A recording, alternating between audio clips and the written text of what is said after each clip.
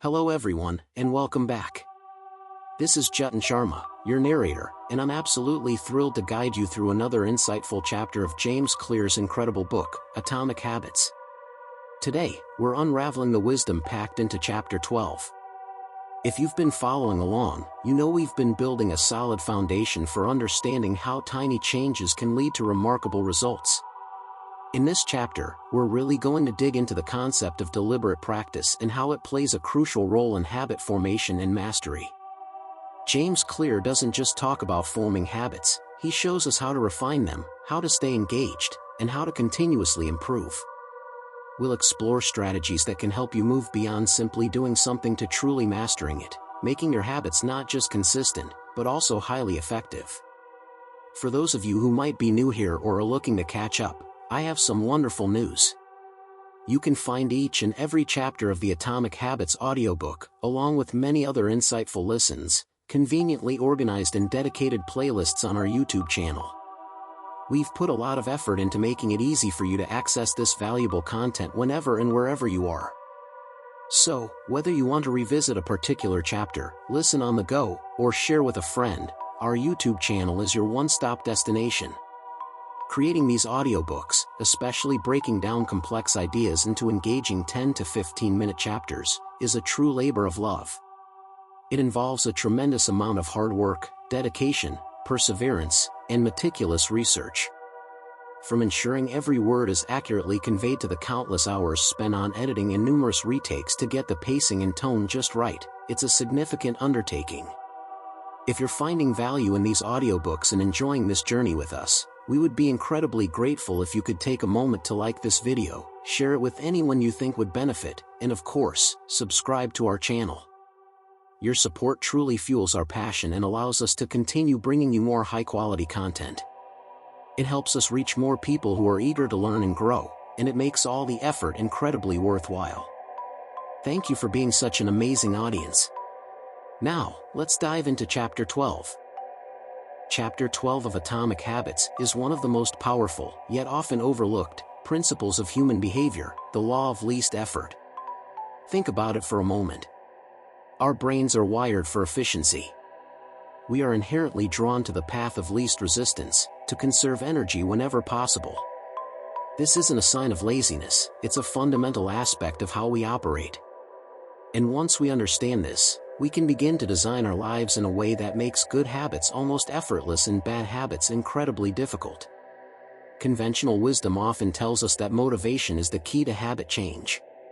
If you really wanted it, you'd do it, we hear, or perhaps, you just need more willpower. But James Clear challenges this notion. He argues that trying to pump up your motivation to stick with a hard habit is like trying to force water through a bent hose. You can do it, but it requires a lot of effort, creates immense tension, and is ultimately unsustainable. The smarter approach is to remove the bend in the hose, to make your habits simple and easy. This is where the concept of friction comes into play. Friction, in this context, refers to the obstacles and effort required to perform a habit. The more friction there is, the less likely you are to follow through. Imagine wanting to start exercising in the morning. If your workout clothes are scattered, your shoes are hard to find, and your gym bag isn't packed, each of those small obstacles adds friction. It's not just about the physical effort of the workout itself, but the mental and physical hurdles before you even begin. So, the first powerful application of the law of least effort is to reduce friction for good habits. How can you make it incredibly easy to take the first step, or even the first few steps, toward your desired behavior? It's about designing your environment so that the actions you want to take are the most convenient ones. Clear gives us many examples. If you want to start reading more, place a book on your pillow each night, or on your coffee table. If you want to eat healthier, chop up vegetables and store them in clear containers in your fridge, ready for a quick snack. If you want to take your vitamins, put the bottle right next to your toothbrush. These seemingly small adjustments eliminate the mental debate and physical effort that often derail good intentions. This idea extends to what Clear calls priming the environment. It's about preparing your surroundings to make future actions easier.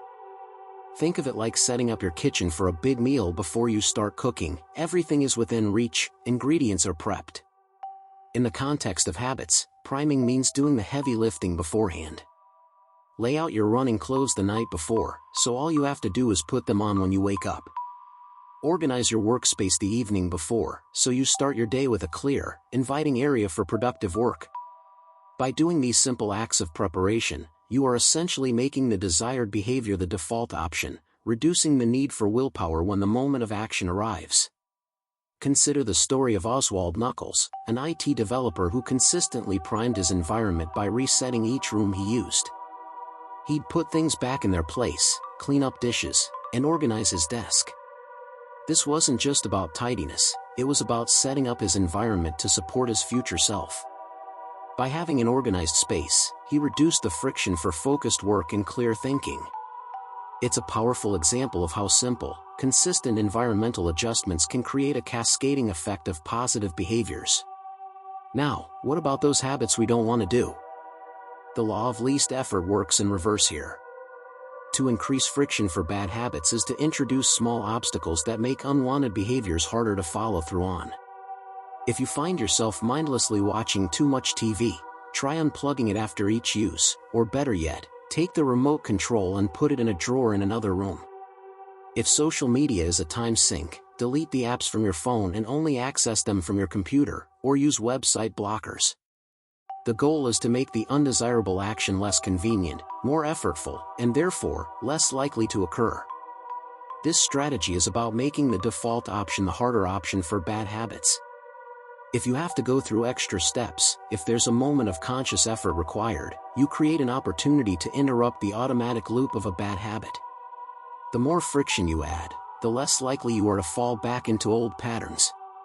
Clear also introduces the concept of decisive moments. These are the small choices that have an outsized impact on the rest of your day or even your life. Decisive moments are often the gateway to a chain of subsequent actions. For example, deciding to stop at the gym on your way home from work is a decisive moment. It's a small choice, but it can lead to an entire workout, which then influences your energy levels, food choices, and sleep that evening. The idea is to optimize these decisive moments by reducing friction for the positive choice and increasing it for the negative one. The chapter emphasizes that while we often celebrate grand gestures of willpower, true, lasting change comes from consistently making the small, easy choices. It's about making your desired life the path of least resistance.